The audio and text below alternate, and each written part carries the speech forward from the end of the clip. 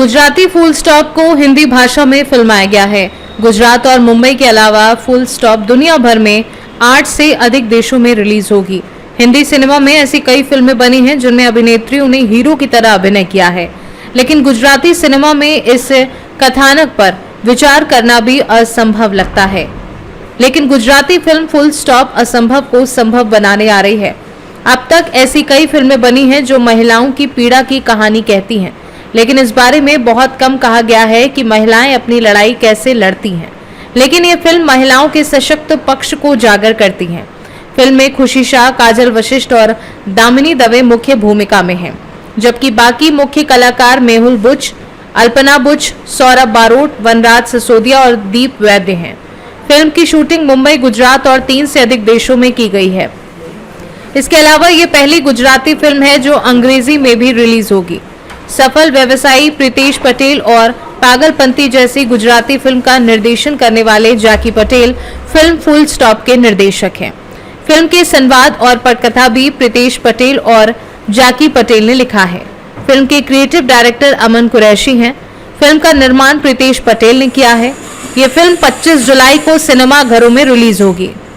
દરેક વ્યક્તિ સાથે કામ કરવાનો જુદો જ હોય અને એસ્પેશિયલી એક્શન ફિલ્મમાં મને પોતાને વધારે મજા આવે છે અને એની અંદર જ્યારે કો આર્ટિસ્ટ આ પ્રોફેશનલ ફાઇટર છે, મેં જ્યારે પહેલી વાર ફાઇટ કરતા જોયેલા બેઝમેન્ટમાં હું હતી તો one of the location I was there, ત્યારે મને ખબર પડી એ પોતાના પ્રોફેશનમાં એટલે એક્ટિંગ સાથે એની પાસે બહુ કમાલની આર્ટ છે અને બીજી બધી જ મારી કો એક્ટ્રેસીસ, કો એક્ટર્સ એક બહુ સરસ મજાનું જેરિંગ હતું અને જ્યારે ખાસ કરીને બે વસ્તુમાં કોમેડી અને એક્શનમાં એક્ટરનું સિંક્રોનાઇઝેશન, એકબીજા સાથેનું જેલિંગ બહુ જ જરૂરી હોય, નહીતર જો એક્શન ફિલ્મ હોય તો તમે તમારી જાતને અથવા બીજાને ઇન્જર કરી જો સિંક્રોનાઇઝેશન ન હોય તો એવું જ કોમેડીમાં છે કે એક્શન રિએક્શનનું ટાઈમિંગ ન હોય તો એ વસ્તુ વર્ક ન કરે અને અહીંયા આ ટ્રેલર જોયા પછી you all must be now knowing કે એ બહુ સરસ રીતે ઇમ્પેક્ટફુલ બહાર આવ્યું છે। એટલે એક્ટર્સમાં સરસ કોર્ડિનેશન હતું અને જ્યારે એક્ટર્સમાં સરસ કોર્ડિનેશન રાખવાનું કામ કેપ્ટન ઓફ ધ શિપ જ્યારે સોર્ટેડ હોય એટલે ડિરેક્ટર પોતે જ્યારે સોર્ટેડ હોય ને ત્યારે જ થાય। So according to me the whole credit goes to Jackie Patel. Actually જ્યારે મને આ મૂવીનું રોલ માટે ખબર પડી ને તો આઈ વોઝ વેરી એક્સાઇટેડ કેમ કે હું જે કેરેક્ટર નેમ છે સેજલ એમાં હું પોતાને જોઈ શકું કેમ કે સેજલ જે છે તમે ટ્રેલરમાં જોયું હશે કે બહુ સિમ્પલ અને બહુ લાઈક કોન્શિયસ નર્વસ છોકરી છે, પણ એના લાઈફમાં આરડીએક્સ જેવી છોકરી આવે અને એને ટ્રેન કરે તો કેવી રીતે આ ઓવરકમ કરે ને મારા રિયલ લાઈફમાં પણ I was like kind of nervous girl only, પણ રિયલ લાઈફમાં હું બહુ આમ પછી ટ્રેન થઈ છું। I am a professionally kick boxing expert, district લેવલમાં પણ મેં બોક્સિંગ કર્યું છે, પણ મારું નાનપણ બહુ આમ નર્વસનેસ અને કોન્શિયસનેસમાં ગયું હતું। તો it's like actually I can see myself in that character. So when I got to know about the character I was like અરે આ તો મારી જેવી જ જર્ની છે કેમ કે મારા રિયલ લાઈફમાં પણ એક પુશ મને મળ્યો હતો અને રિયલ લાઈફમાં પણ જે આપણે ટ્રેલરમાં જોયા એમાં પણ એવું જ છે। So I was really happy about it. Comedy character હોય કે ઇમોશનલ કેરેક્ટર હોય અને ફાઇટર કેરેક્ટર એ ત્રણમાં સૌથી હાર્ડ તમને કયું લાગ્યું?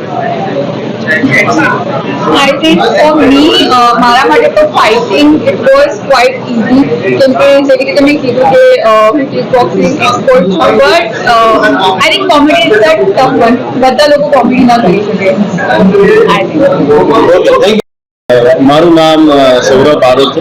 આ પિક્ચરની અંદર હું પોલીસ ઇન્સ્પેક્ટરનો રોલ કરું છું, દેવ પટેલ, અને આ મૂવી મારા માટે બહુ જ લાઈક ઇમ્પોર્ટન્ટ છે કારણ કે આની અંદર મારું જે પાસ્ટ જોઈએ, like past in the sense મારી જે લાઈફ જોઈએ એમાં મારા જે સસરા કહેવાય જેમ કે ફાધર ઇન લો એ ઓલરેડી એ પોલીસની અંદર છે, તરુણ બારોટ જેનું નામ છે, એન્કાઉન્ટર સ્પેશિયલિસ્ટ।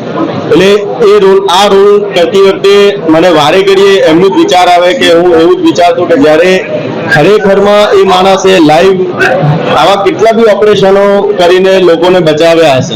એટલે એ વાતને લઈને હું ખૂબ જ ખુશ છું અને હું પ્રિતેશભાઈ, જેકી સર અને મારા કો સ્ટાર મેહુલ સર અને મેમ્સ બધા કે જેમના જોડે મને કામ કરવાનો મોકો મળ્યો અને આ એક ગુજરાતી મૂવી તરીકે એક એવી મૂવી બનાવવાનો પ્રયત્ન કર્યો છે અને એટલી સારી મૂવી છે કે પહેલી એવી ગુજરાતી મૂવી જેની અંદર વુમન કે જે પોતે પોતાનું સેલ્ફ ડિફેન્સ કરીને આ મૂવીની અંદર એક એવો મેસેજ આપવા માંગે છે કે એવું જરૂરી નથી કે એટલા છોકરાઓ જ ડિફેન્સ અને એ બધી વસ્તુઓમાં આગળ હોય. લાઈક સ્ત્રીઓ પણ આપણા માટે ઇક્વલ જ છે અને હવે આપણે જોઈએ જ બી છીએ કે ઘણી બધી જગ્યાએ સ્ત્રીઓ ઇવન છોકરાઓ કરતા પણ વધારે સારું કામ કરતા હોય.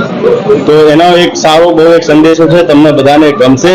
અને ફર્સ્ટ ઓફ ઓલ થેન્ક્સ હું કહીશ કે તમે બધા આજે અહીંયા આવ્યા આટલા વરસાદ હોવાના કારણે બી એના માટે થેન્ક એકચ્યુઅલી વાળ કાપ્યા હતા ફોર ધ ફિલ્મ અને અમારા સેકન્ડ શેડ્યુલ ને ફર્સ્ટ શેડ્યુલમાં બહુ ગેપ હતો, વાળ વધી ગયા, પાછા કાપ્યા બીકોઝ એ જે રિયલ કેરેક્ટર આવે એ વિગમાં ના આવે. And for me to live RDX, એનું નામ RDX છે છોકરીનું એ કેરેક્ટરનું, to live character as RDX, I think વાળ પ્રાપ્યા મેં બંને વાર અને આઈ થિંક જેટલું ઓથેન્ટિકલી જેટલું ઓનેસ્ટલી આ કેરેક્ટર ભજવી શકાય મેં ભજવ્યું છે. રિયલ લાઈફમાં MMA અને મૂવીમાં MMA બંનેમાં તમને હાર્ડ કયું લાગ્યું? મૂવી વાળું MMA, કારણ કે તમે એકચ્યુઅલી મારી નથી શકતા સામે વાળાને. Okay, and there is a lot of control જે તમારે પ્રેક્ટિસ કરવી પડે વાઇલ યુ શૂટિંગ. અને તમે ને તમારા એક્શન વાળા જે ભાઈ છે એ તો સિંકમાં રહેવું જ જોઈએ, પણ કેમેરા અને પછી તમારું ડાયલોગ એ બધું જે શું કહેવાય એની સિંકનેસ હોય એ હોવા માટે this is I think more difficult than real life. Real લાઈફમાં તમને કોઈને મારવું હોય તમે મારીને ભાગી જાઓ, પણ you can't hit your actual co actor જે તમારા જોડે એક્શન કરે છે. અને જે ફોકસ છે કેમેરાનું ત્યાં પ્રોપર લેન્ડ થવું it is very difficult, it is very challenging. महिलाओं માટે આ મેસેજ કે ટ્રેન યોરસેલ્ફ. જે અગર આપ ખુદ को ટ્રેન કરते हो, જે તમારી પોતાની જાતને તમે ટ્રેન કરશો ને તમારી બોડીમાં એક જુદું કોન્ફિડન્સ આવે છે. ઓકે, તો જીમ જાઓ કે કઈ પણ જાતની ટ્રેનિંગ લો, તમારા અંદર જે કોન્ફિડન્સ આવે ને સામેવાળાને એકચ્યુઅલી પાડી જશે તમને કોઈક વાર છેતરવામાં કે છેડવામાં. એટલે તમારી સેફટી તમારી જવાબદારી છે અને એના માટે તમારે જે પણ કરવું પડે એ તમારે કરવું જોઈએ. And I think training your self and Bing alert, Bing present is the most learning experience કોઈ પણ સ્ત્રી માટે. Okay madam, thank you.